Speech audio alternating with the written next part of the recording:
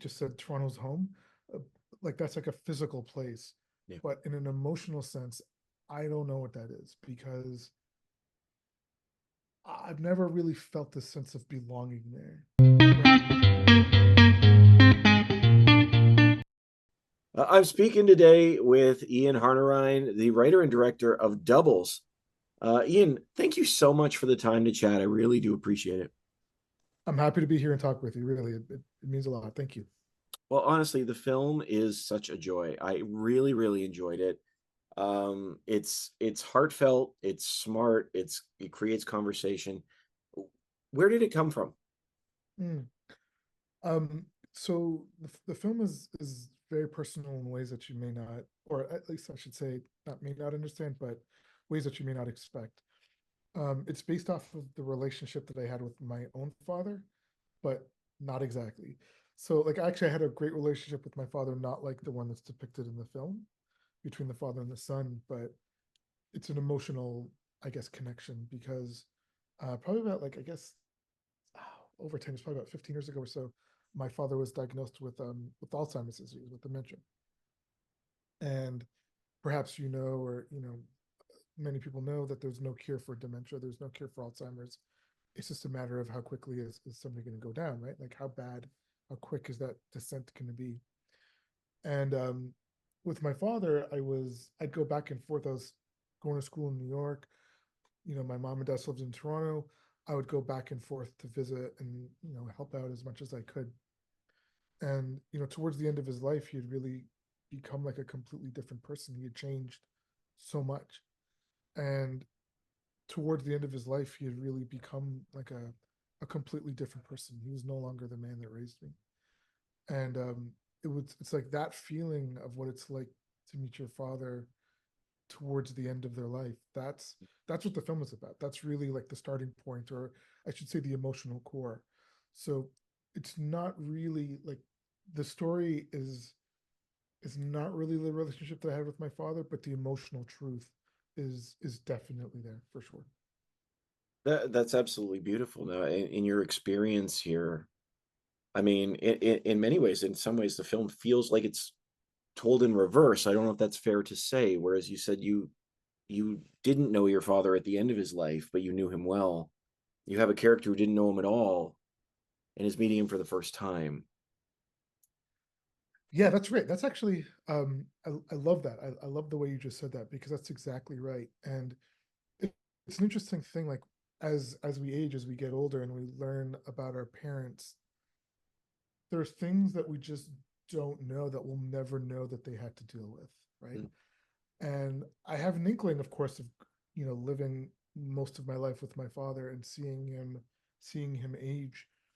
I have an inkling of those things because you'd hear stories, but there are some things that we'll never know, right? yeah. And I feel like the film is trying to capture that, trying to understand somebody who you were never given the opportunity to, or to truly fully understand.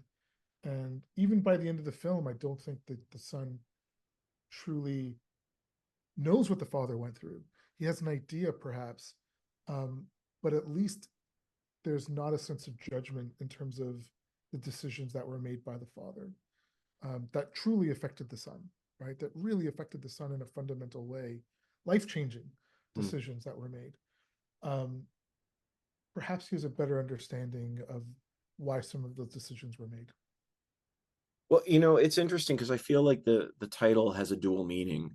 Certainly the doubles are the primary food that they're talking about, but the two of them being some form of double with each other. And I was wondering in your mind what you think the blessings and the curses of that sort of relationship can be.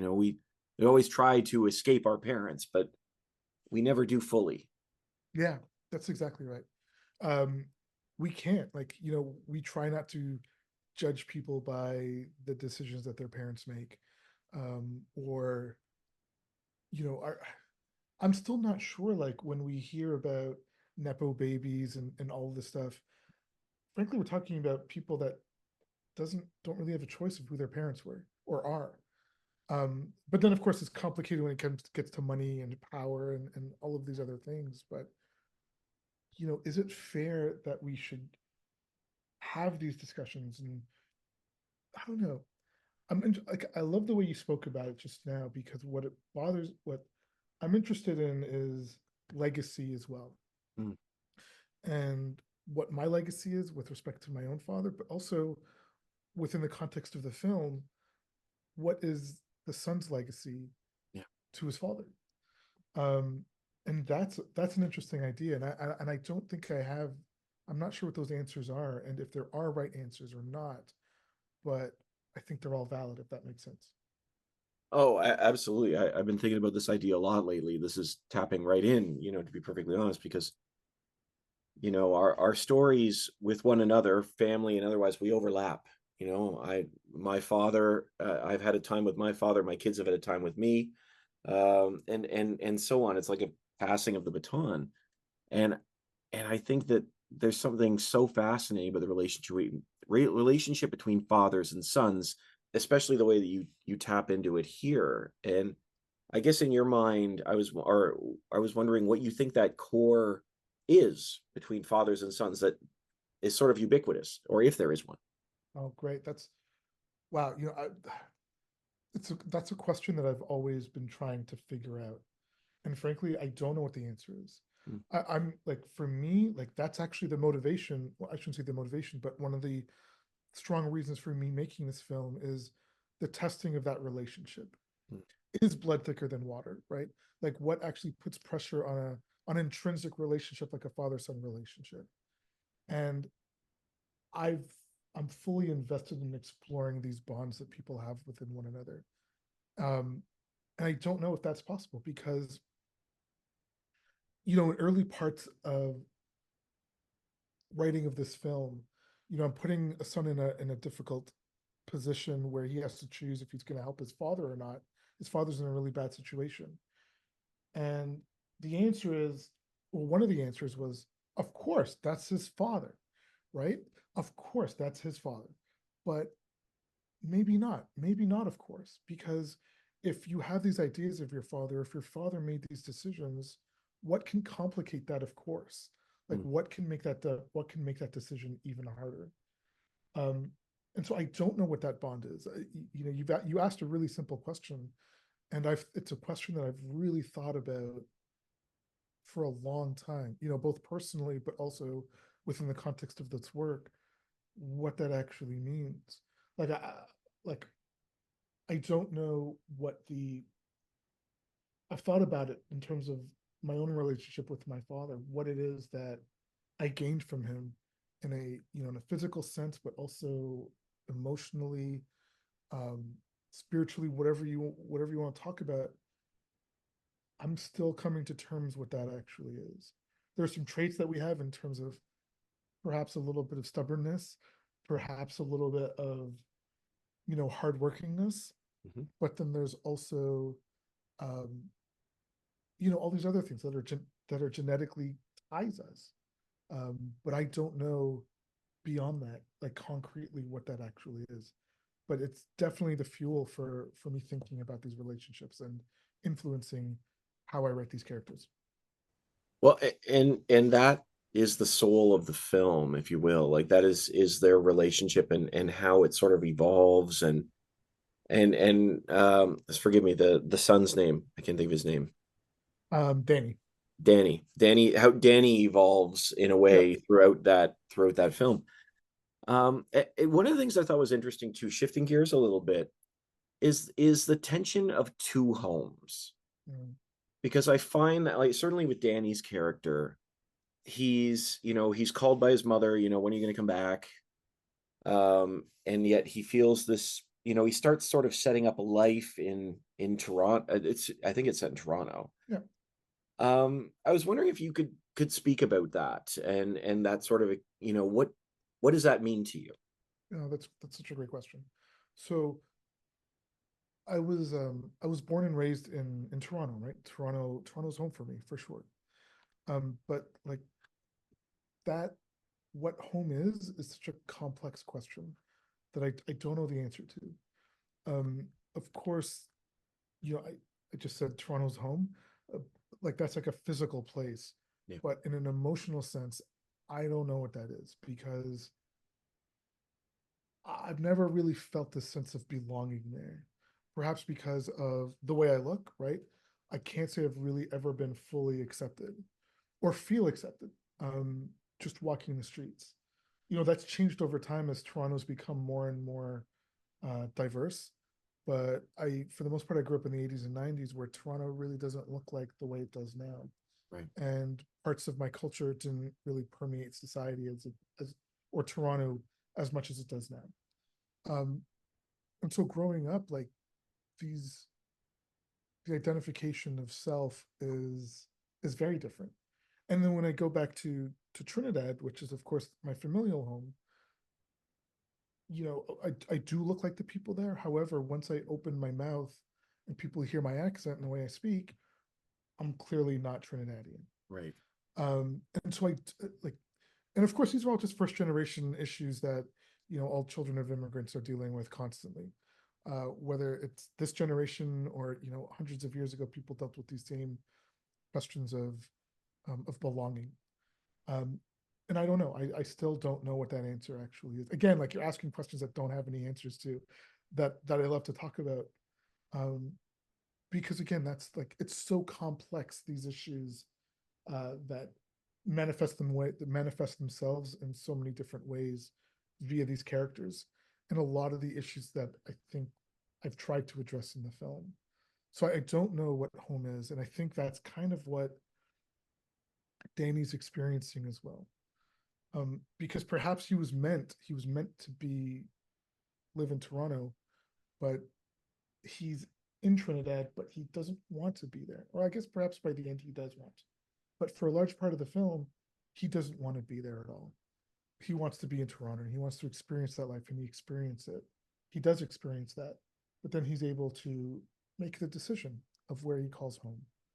Um, and that's what I'm interested in, was exploring this idea of where home is, because it's like a big part of my own identity, of trying to figure that out myself.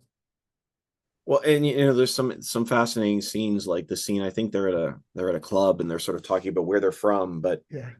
they're sort of it's almost like a neutral space, but everybody's sort of celebrating each other, and Yeah. it's really kind of cool. And then food. I have to ask about food, because when we talk about culture, this seems to be something people always talk about. And certainly in this film, we talk about the right way to make doubles, Yeah. if you will. And I guess in your mind, why that is such an important cultural icon, and is that the right way to make doubles? Yeah. So okay. First off, like the sort of secret ingredient in the is I don't recommend it at all. It's kind of funny. I get like stopped in the recently I was in Trinidad, and I was talking to them how I made this film about doubles, and they knew it, they had seen the film, and they're like, "Oh, you're the honey guy." Doesn't work. I tried it. It's horrible. I was like, I don't know why you even would do that, because that's just something I made up. I literally made it up. And then other people like, I would never put honey. It's going to taste terrible. And you're right. It probably would taste terrible, but I wanted to come up with something that would be so off the wall that it made no sense at all um, to people that would actually try it. And some people have actually tried it. Anyways, um, so no, it's probably not the best way to make doubles. But like, I guess the larger question is about food, and for me, in a lot of cultures, especially Trinidadian, especially West Indian culture, where food is a central part of it. I know food is like a central part of many cultures, but I think it very much is one for Caribbean culture, because the food is just so specific. Um, because of like the waves of colonization that have happened in the Caribbean, like it was like the crossroads of the world, right? Every sort of um, civilization went through it, and they've left their mark in those countries, and that mark is solely seen in the food that's created, that come out of these places, that perhaps has echoes to other countries, whether it's Africa or India, but it's unique onto its own, with with some French in there, some Spanish. Like all of these influences go to create this unique food. Um, and as a result, it's like a central part of the culture. that is only explored in specific restaurants. There's only certain places where you can get that. And these places, these restaurants, or even, kitchens become the hub of the community. That's where people gather together. That's where community comes together.